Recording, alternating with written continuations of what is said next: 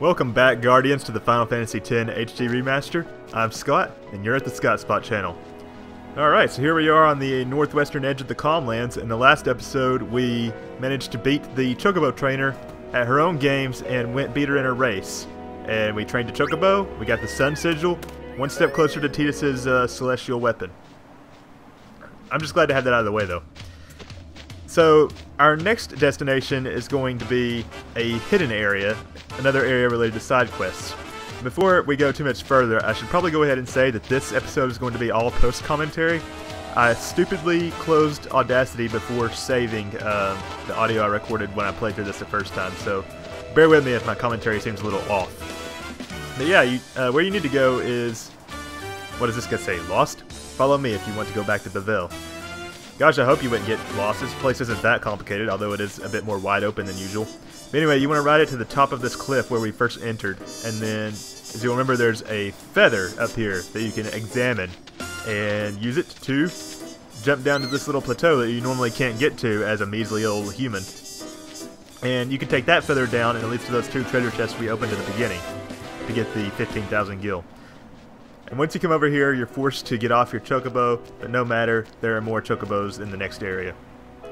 So like I said, this area is a side quest hidden area, and you shall soon see what it is.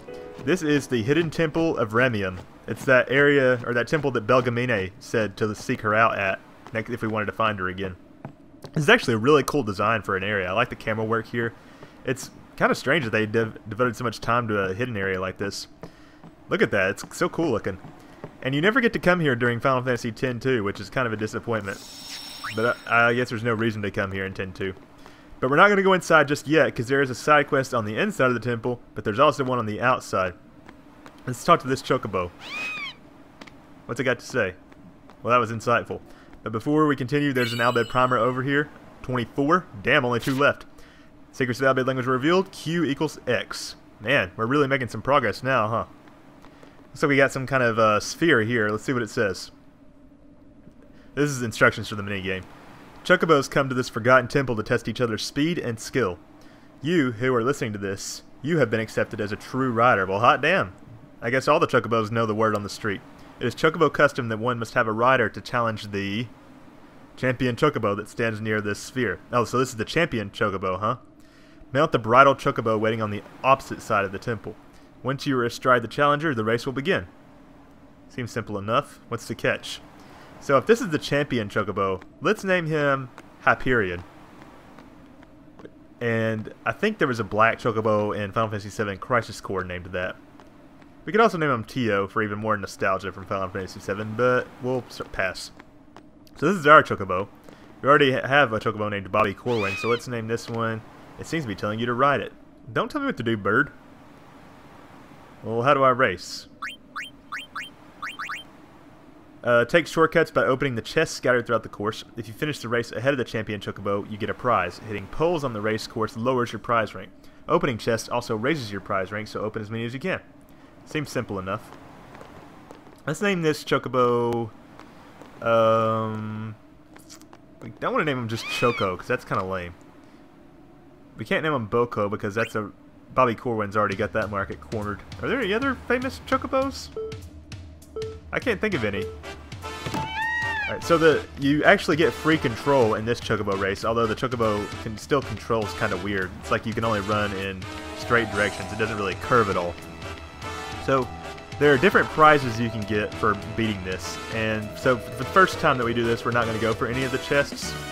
Each chest you get, if you still win, the reward increases. However, all the rewards are one-time only.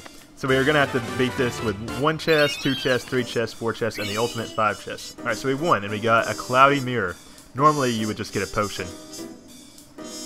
What is a cloudy mirror? This item opens ancient seals hidden throughout Spira. It seems to have lost its power, but there might be a way to restore it. Well, we'll tackle that in a couple episodes. I think. So, the cloudy mirror is actually our first step in... powering up our celestial weapons, being able to open them. So now that we've done that, let's see if we can do this with just 1 chest under our belt. Go! So the first chest is straight ahead if you just don't go down this one path. However, I seem to have ignored that completely. I think what I was trying to do when I ran this race this time was see if there was a repeat reward for getting 0 chests. Because I thought the Cloudy Mirror might have like superseded any rewards that you got the first time. So once again, we got 0 chests and no poles hit. The poles aren't really a problem unless you're just being a dummy. So your reward is always a potion if you've already gotten the reward or if you get 0 chests. So now that we know what that is, let's see what the reward is for 1 chest. But I don't get it on this round, so I'm going to cut to the actual round that we win. Okay, this time we actually succeed. I think there was one time where I tried to get a repeat reward just to check, and there was another time where I accidentally hit a pole. So this minigame is actually not too hard. Even when you're going for 5 chests, it shouldn't take you more than a few tries before you really get the hang of it. But yeah, so now that this is actually what I wanted to show you guys, the first time... So, in each chest inside is a monkey, and activating a chest makes the Chocobo take some kind of shortcut. Although how much time you really save taking those shortcuts is debatable, given how long it takes the Chocobo to actually make the jump. So, really, it only gets difficult once you hit start trying to get 4 or 5 chests. The first 3 are just a matter of simplicity. We got 1 chest that time, so our reward is an elixir. And normally I would say that's not really worth the hassle, although I guess you could say it is. But in this case, since it's a one-time reward, it is for 100% completion. Alright, let's do it again. This time we're going to go for 2 chests, and it shouldn't be any more difficult, really. Let's see here. Alright, so there's our first chest. And then you go up this ramp and then do an immediate U-turn, being careful not to hit that blue pole. And there's our second chest. So now let's just go in for the win. By the way, a good judge, well, you can't really see what I'm talking about, but if you can see the Chocobo, the other Chocobo, during the segment where you're opening the second chest, it's a good indication that you're not going to be able to win. And really, the Chocobo goes pretty slow, so it's easy to pass him up. But towards the end, the other Chocobo, Hyperion, speeds up. So you have to get ahead of him before he speeds up. Our reward for 2 chests is a Mega Elixir, which restores all the HP and MP of the whole party. However, it takes me another try before I can get 3 chests. So let's just... Actually, no, this is the time I get 3 chests. I wrote down the timetables so I could accurately commentate along with this and cut out what doesn't need to be shown. There's like a...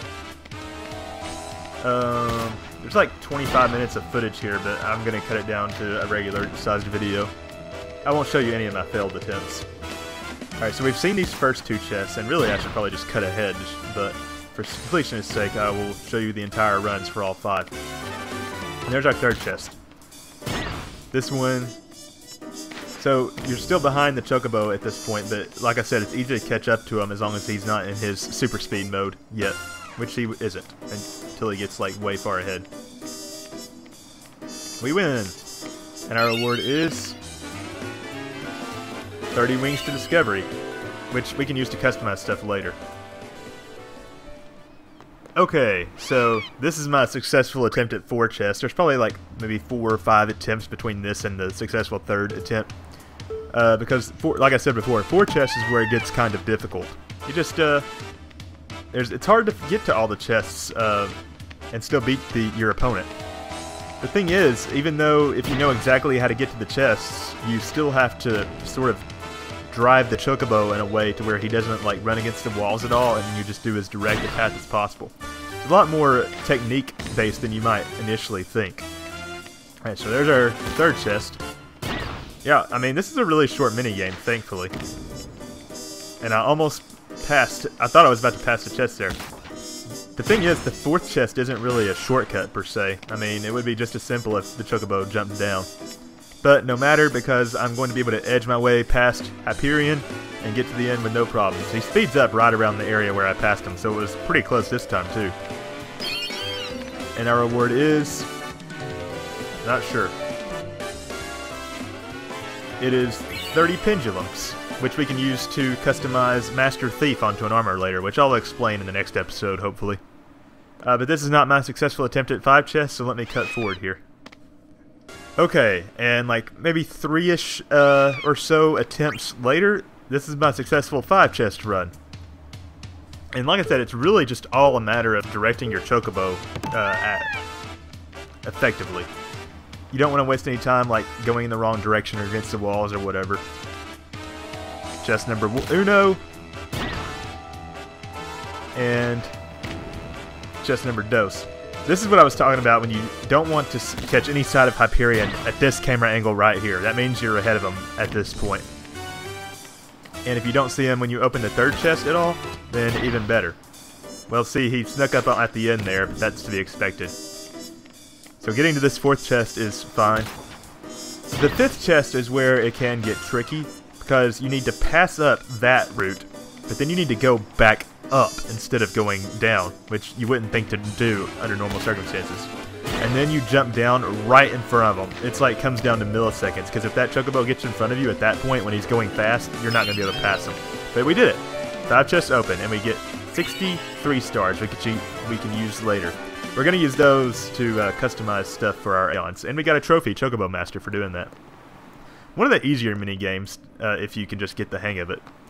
But really, although I didn't think that minigame was going to take up the entire episode, it did. So, if you liked what you saw, please click the subscribe button. And again, follow me on Twitter at TheScottSpot. I really appreciate it, guys, and I hope that you will tune in next time for more Final Fantasy X HD Remaster at TheScottSpot. Next time we'll head inside Remiem Temple and see if we can't find Belgamine, see what she has to say to us. Maybe she can give some more good Aeon pointers to Yuna. Next time, Guardians.